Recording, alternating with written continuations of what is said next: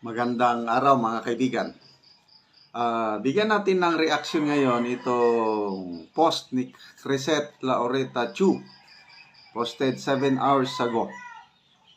Ito, tungkol kay Speaker Martin Romualdez. Sabi niya, hindi pa lahat ng survey company na bibili ni Tamba. Meron pa yung real results. Di ata for sale. Hindi for sale ang survey company na ito. Tapos, ipinakita niya ang rating, trust and approval and trust ratings ni Speaker Martin Romualdez. Itong bago lang nilabas ng Publicos Asia Year-End Report. November 29 to December 3. So, pinaka-bagong survey ito. Nakakaawa po si Speaker Martin Romualdez.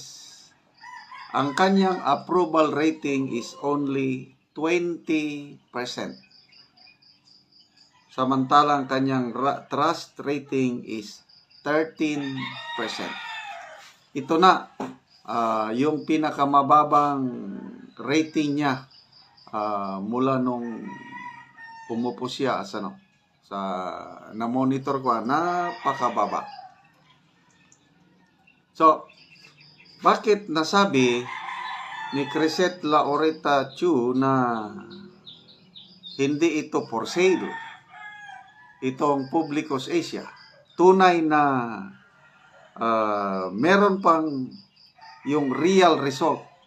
So, according to Crisette Laureta Chu, tunay, hindi nabibili ang Publicos Asia na survey company. So, meron bang survey company na medyo alanganin yung questionable yung result, pumapabor kay Speaker Martin Romualdez? Yes, meron. Yung Okta Research Group. I-compare natin itong tatlo.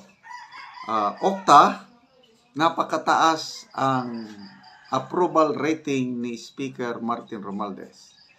Okta, i-compare natin sa Publicos Asia at saka Pulse Asia. To me, very credible ang Pulse Asia kasi matagal na ito, more than 20 years nang nagsosurvey ang Pulse Asia. Karamihan, basta yung survey result nila sa mga presidential election, karamihan nagkakatotoo. Kaya bilib na bilib ako sa Pulse Asia, sa SWS, at itong Publicos Asia. Yan ang bantayan nating tatlong survey group. Ang Okta Research, to me, is question mark. So, compare natin yung third quarter, September this year. Yan, tapos yung tatlong government official, si PBBM, si BP Sara, si Martin Romualdez. Okay.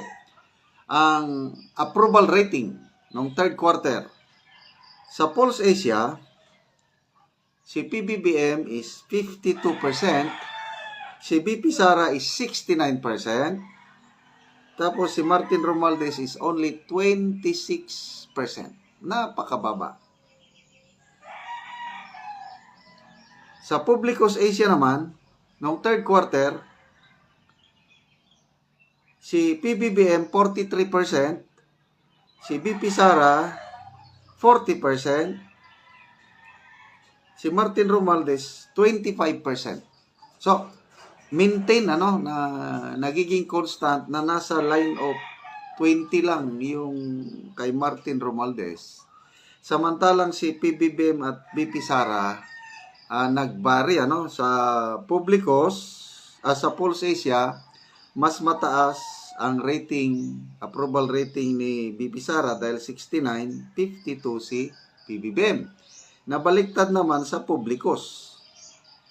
Mas mataas ang approval rating ni PBBM at 43%, mas mababa ng kaunti si BP Sara at 40%. Okay, so dito mo makikita na to me, walang pinapaboran itong Publicos and Pulse Asia kung anong lumalabas.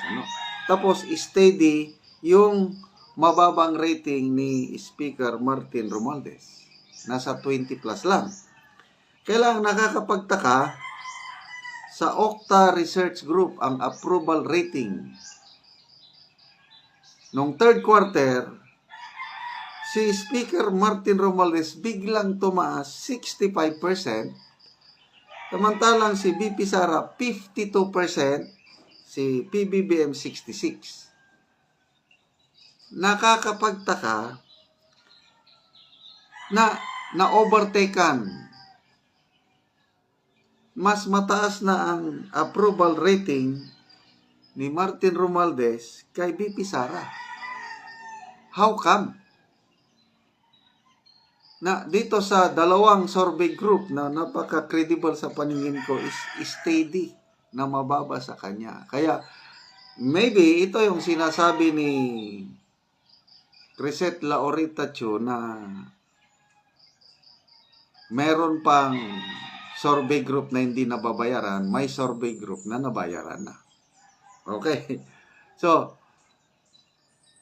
itong Pulse Asia and Okta, wala pa silang fourth quarter this year na satisfaction o approval trust rating survey. Ang Publicos Asia pa lang. So, itong Publicos Asia, nako, ang pinaka most trusted at saka may pinakamataas na approval rating among the top 5 government officials ay walang iba kundi si BP Sara, despite sa taliwala, sa gitna, in the midst of paninira kaliwat kanan yung ginagawang investigasyon sa Kongreso, yung Committee on Good Government and Public Accountability na naiproproject na waldas, nangurakot si BP Sara sa paggamit ng kanyang confidential funds sa DepEd and OBP. Tapos nasasite in contempt yung mga tauhan niya. Yung budget niya binawasan ng todo. Sinasabayan ng Quadcom. Ang dating Pangulong Duterte pinapalabas na siya ang utak ng krimen. Siya yung utak ng pinagbabawal na gamot.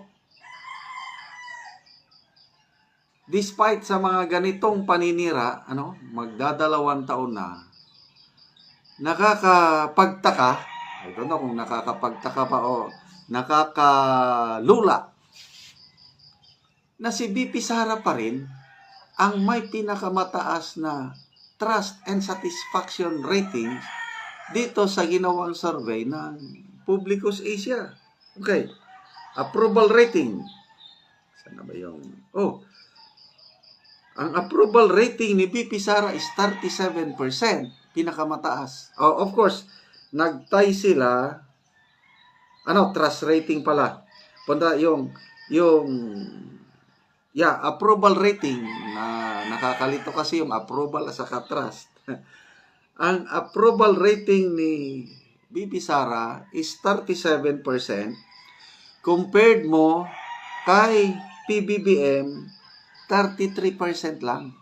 Compared mo kay Speaker Martin Romualdez na 20% lang ang kanyang approval rating for fourth quarter. Trust rating. Merong ang trust rating?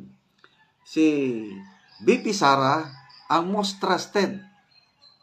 31% ang trust rating niya.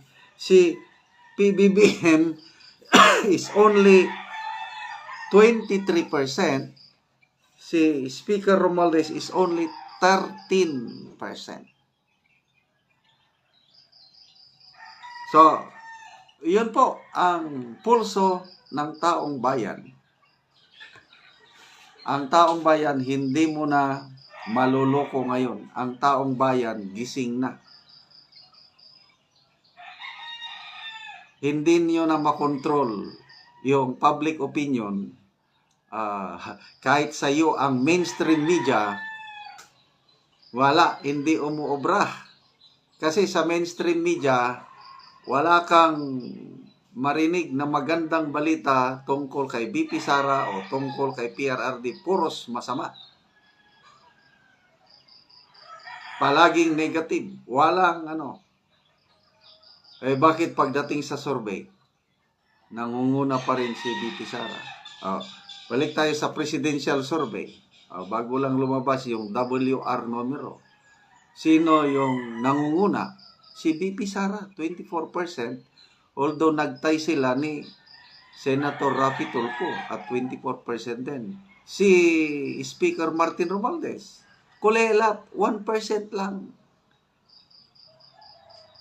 So, dito mo makikita na ang taong bayan, gaano nila kamahal si BP Inday Sara. So, agree ba kayo sa sinabi ni Crescent Laureta Chu na meron pang survey company na hindi nabibili?